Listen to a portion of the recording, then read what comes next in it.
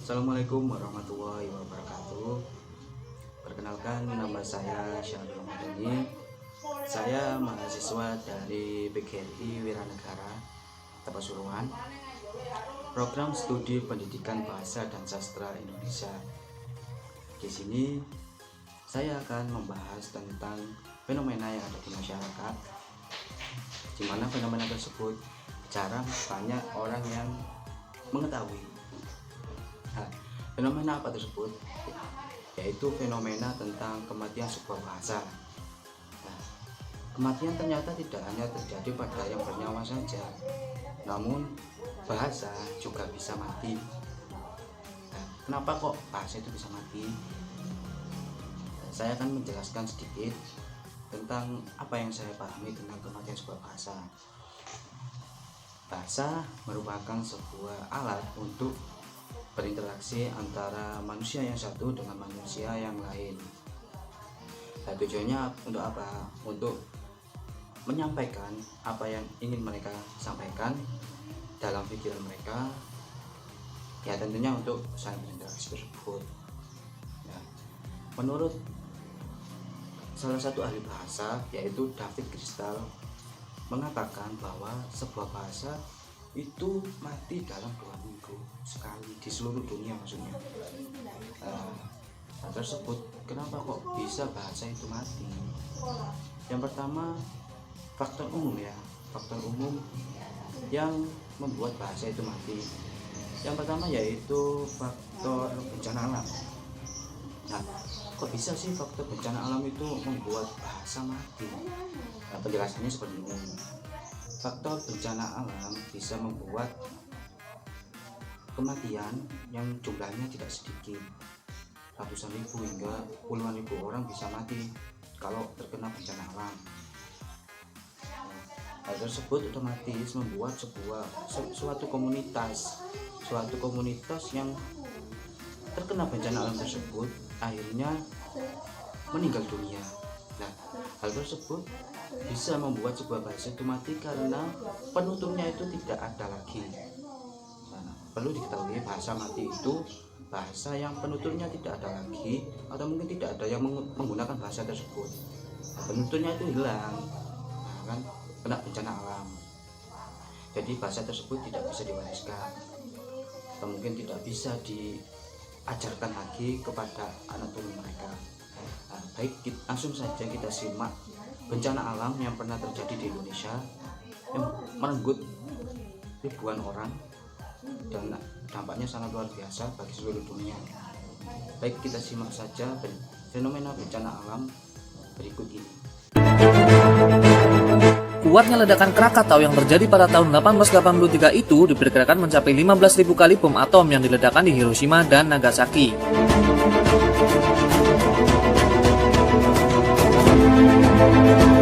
Dengan kekuatan ledakan sebesar itu, efek yang ditimbulkan dari meletusnya Gunung Krakatau ini sangat luar biasa. Hujan abu panas dari letusan Gunung Krakatau ini menyebabkan sekitar 1.000 orang tewas. Kemudian, ledakan Gunung Krakatau ini juga mengakibatkan gelombang tsunami setinggi 30 meter yang menyapu bersih semua area yang dilewatinya.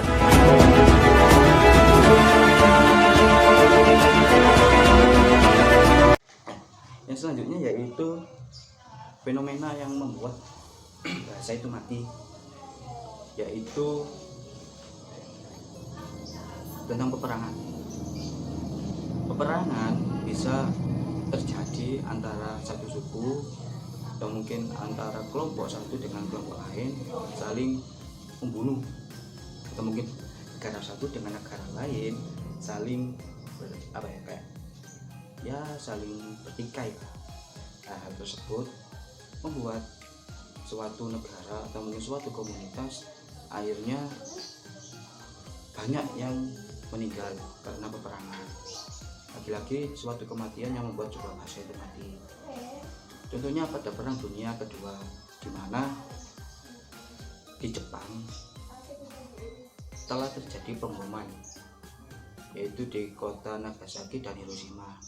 Akhirnya dua kota besar tersebut harus kehilangan nyawa dari rakyatnya yang sangat banyak.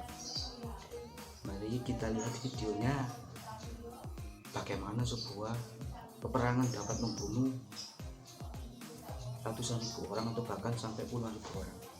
Baik, langsung saja kita simak videonya. Pada fase-fase akhir Perang Dunia Kedua, atau lebih tepatnya pada bulan Agustus tahun 1945 yang lalu, dua kota besar Jepang rata menjadi tanah akibat serangan bom atom yang dilancarkan oleh Amerika Serikat.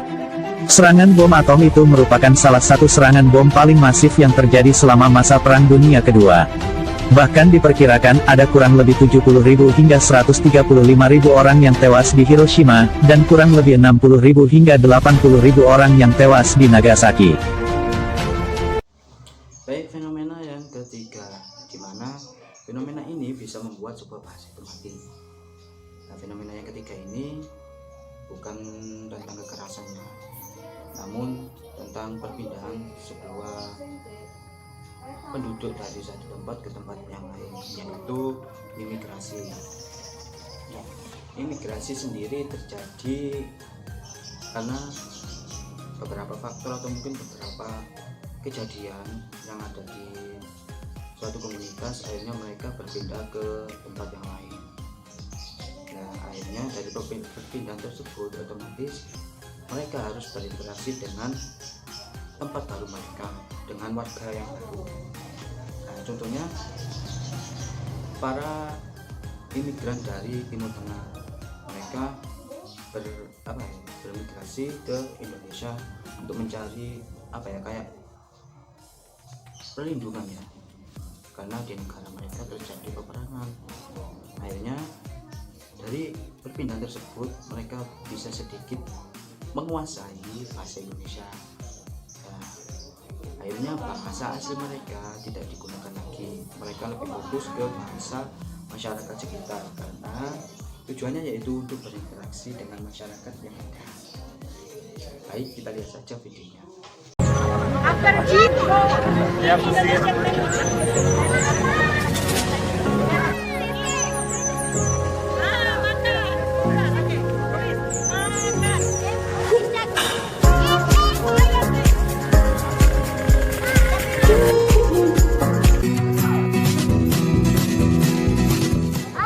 Halo, lagi belajar apa nih? Hah? Oke, sama-sama membaca. Malu-malu dia. Together. Tuh lagi baca-baca. Ingin belajar. Aku Ingin pasar. Ke pasar.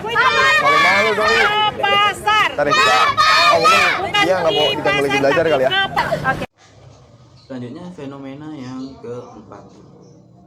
Fenomena yang keempat ini tentang sebuah kebijakan pemerintah yang akhirnya membuat sebuah bahasa itu mati. Nah, kenapa kok sebuah bahasa itu bisa mati dari kebijakan pemerintah? Karena sebuah pemerintahan yang berkuasa adalah yang menang. Dalam artian, kalau seumpamanya ada di suatu tempat atau wilayah di mana penghuninya itu harus tergusur oleh pendatang baru. Contohnya banyak di Eropa, ya, salah satunya di Amerika, di Brasil, di Afrika juga ada, banyak pokoknya yang akhirnya membuat penduduk asli itu harus tergusur. Tapi mereka tidak mati, cuman mereka itu kayak terkucilkan.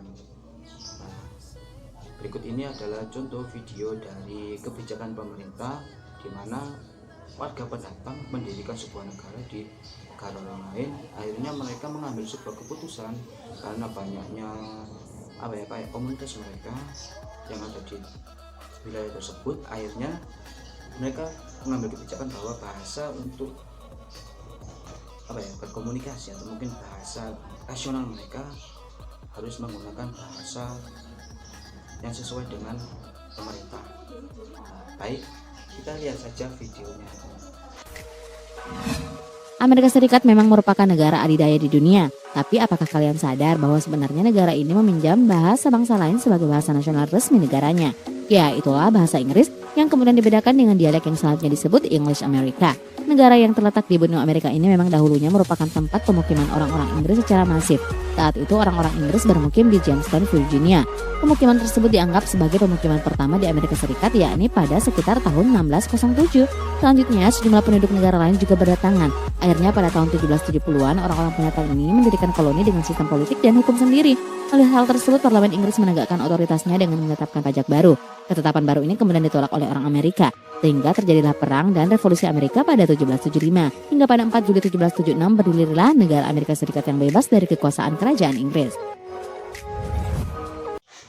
Fenomena yang terakhir yang membuat sebuah bahasa itu bisa mati itu pernikahan. Kenapa kok sebuah pernikahan bisa membuat sebuah bahasa itu mati? Tapi tidak semua pernikahan maksudnya bisa mematikan sebuah bahasa kita. Cuman itu individu itu maksudnya diri kita dengan pasangan kita yang akhirnya harus mematikan salah satu bahasa ibu atau mungkin bahasa asli kita. Contohnya ya kayak saya, seumpamanya saya menikah dengan orang Jepang, akhirnya salah satu di antara saya atau mungkin istri saya harus rela bahasa aslinya tidak digunakan. Kenapa kok bisa seperti itu? Karena otomatis saya atau mungkin istri saya yang harus ikut.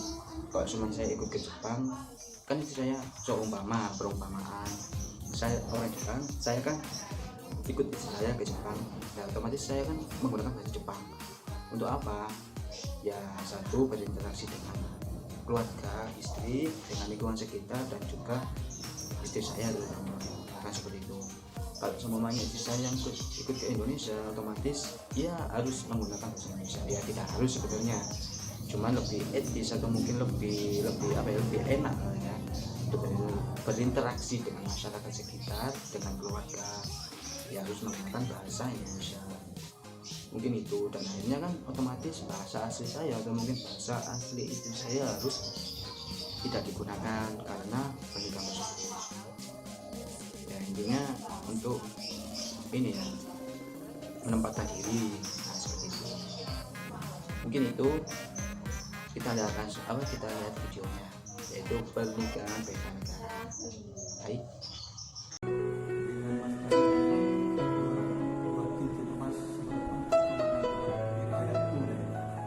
Nikahnya Melisa Mofisa binti Patrick Littinger dengan mas kawin tersebut dibayar tunai. Sah. Melisa, I keep kissing you. To keep to marry.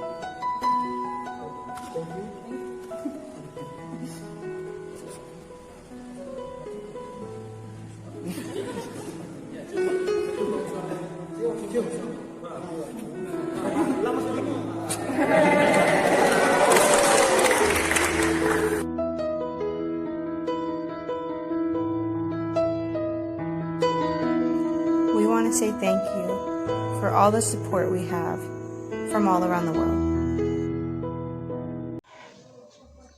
Mungkin itu yang bisa saya sampaikan tentang faktor umum kematian sebuah bahasa, dan saya akan memberikan contoh tentang kematian sebuah bahasa yang ada di dunia ini. Dari beberapa etnis yang ada sudah kayak bahasanya itu sudah hampir punah, ada juga yang punah dari seluruh penjuru dunia karena penjajahan ya. Akhirnya mereka yang asli di wilayah tersebut harus tergeser atau mungkin harus terkucilkan karena penjajah tersebut. Baik, langsung saja kita simak videonya, dan sekalian saya akan undur diri. Bila mungkin ada kata yang kurang berkenan dari saya atau mungkin kurang pas dengan penjelasan saya mohon maaf sebesar-besarnya. Saya menjelaskan dengan sepemahaman saya tentang sebuah kematian bahasa. Saya Syarul Ramadhani, saya pamit undur diri. Assalamualaikum warahmatullahi wabarakatuh. Aborigin. Kalian tahu kan kalau Australia itu sebenarnya negara persemakmuran Inggris? Nyatanya Australia ini merupakan tempat pembuangan para bandit atau narapidana Inggris yang diangkut ke benua itu pada 26 Januari 1788. Saat itu ada sebanyak 1.500 bandit yang diangkut menggunakan 11 kapal dan akhirnya tiba di pelabuhan Sydney. Kabarnya pengangkutan para bandit dari Inggris ke Australia ini baru berakhir pada tahun 1868 dengan total bandit buangan mencapai 160.000 orang. Kalau orang Eropa yang bukan bandit baru datang ke Australia pada awal tahun 1790-an. Nah, benua kanguru itu sudah dihuni oleh sekitar 1 juta orang aborigin sebagai pemilik asli benua pada saat itu. Mereka terbagi dalam 300 klan dan berbicara dalam 250 bahasa. Tapi seiring dengan bergulirnya waktu, mereka tersisihkan. Terlebih saat Australia diketahui oleh bangsa Eropa sebagai daerah yang kaya akan emas. Pada tahun 1851, orang-orang Eropa berbondong-bondong datang ke tanah ini dan membuat aborigin semakin tersisih. Kedatangan orang Eropa ke Australia diperingati dan dirayakan dengan meriah sebagai Australia Day. Tapi para aborigin menyebut ini sebagai Invasion Day atau hari mereka dijajah.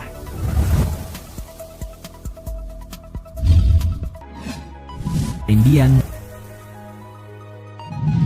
Orang-orang Eropa tidak hanya menginvasi orang-orang aborigin di Australia. Bahkan negara yang kini dikenal sebagai negara adidaya dan adikuasa Amerika Serikat juga merupakan hasil invasi dan penindasan orang-orang Eropa atas suku asli pemilik tanah Amerika.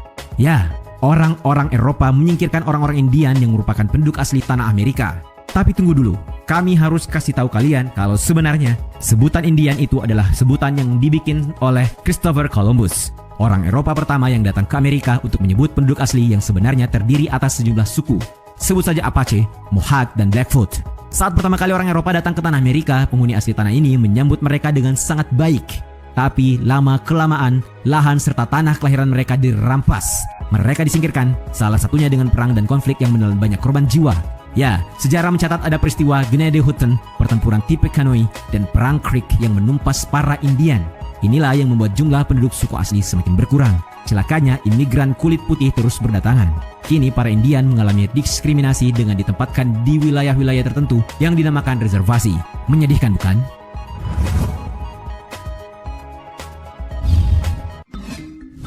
Maori. Kalian juga tahu New Zealand atau bahasa Indonesianya Selandia Baru bukan? Nah, negara ini juga kini diisi oleh imigran-imigran dan kebanyakan dari Eropa. Perlu untuk kalian ketahui nih kalau katanya Selandia Baru ini merupakan kepulauan yang terakhir dihuni di dunia.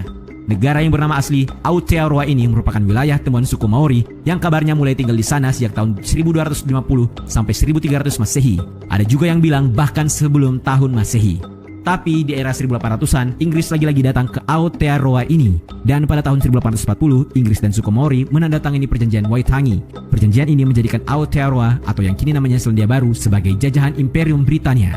Peperangan yang selanjutnya dikenal dengan nama Peperangan Selandia Baru pun meledak selama tahun 1840-an. Akhirnya juga jumlah imigran dari Eropa yang datang ke Selandia Baru menaik tajam. Dikabarkan kalau dari 4,4 juta penduduk New Zealand kini, sekitar 69% yang merupakan keturunan Eropa, 14,6% dari suku asli Maori, 9,2% orang Asia, dan 6,9% orang Kepulauan Pasifik non-Maori.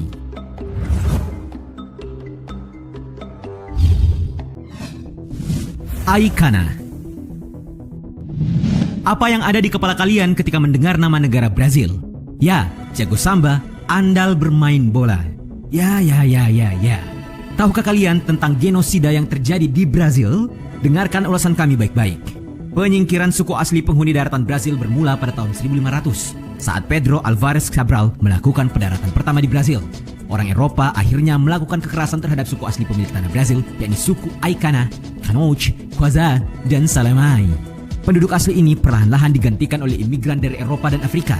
Tercatat dari 2,5 juta masyarakat adat yang tinggal di wilayah yang sekarang menjadi negara Brasil, kurang dari 10% bertahan hingga tahun 1600-an.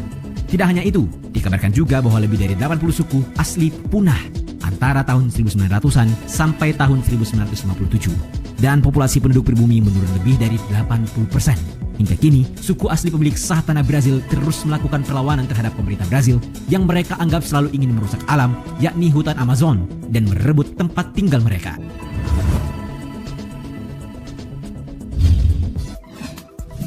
Métis. Kalian tahu kan kalau Kanada adalah negara yang punya dua bahasa asing yang dijadikan sebagai bahasa nasional resmi mereka? Dua bahasa itu adalah bahasa Prancis dan bahasa Inggris. Negara beribu kota Ottawa ini dahulunya memang adalah wilayah jajahan Prancis dan Britania Raya. Bahkan kini, Kanada merupakan negara dengan bentuk pemerintahan demokrasi parlementer federal dan sebuah monarki konstitusional dengan Ratu Elizabeth II sebagai kepala negaranya. Tapi tahukah kalian siapa sebenarnya pemukim asli negara ini? Nah, Kanada semula dihuni oleh suku Inuit, Métis, First Nations, dan Aborigin. Penduduk asli Kanada ini selama berabad-abad terus mengalami diskriminasi ras dan penindasan. Bahkan saat perayaan 150 tahun kemerdekaan Kanada pada tahun 2017, Perdana Menteri Kanada Justin Trudeau mengatakan bahwa Kanada akan membangun rekonsiliasi dengan suku asli tersebut. Trudeau berjanji pihaknya akan memperbaiki hubungan dengan pemukim asli Kanada, yakni suku asli yang kini tinggal 4% dari total populasi Kanada.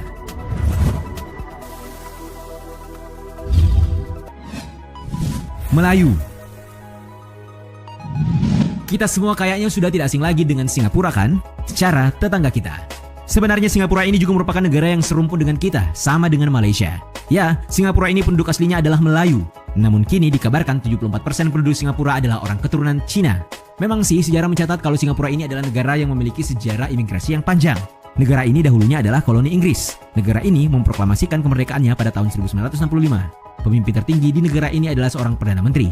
Dan kalian tahu kan, sejak awal berdiri, Singapura dipimpin oleh Lee Kuan Yew yang memimpin sejak 3 Juni 1959 dan 28 November 1990. Lalu digantikan oleh Goh Chok Tong sejak 28 November 1990 hingga 12 Agustus 2004. Lalu digantikan lagi oleh Lee Hsien Loong sejak 12 Agustus 2004 hingga kini. Untuk presiden, Singapura baru dipimpin oleh seorang Melayu lagi pada tahun 2017 yang lalu. Ini baru terjadi lagi setelah kepemimpinan Yusof Ishak pada tahun 1965.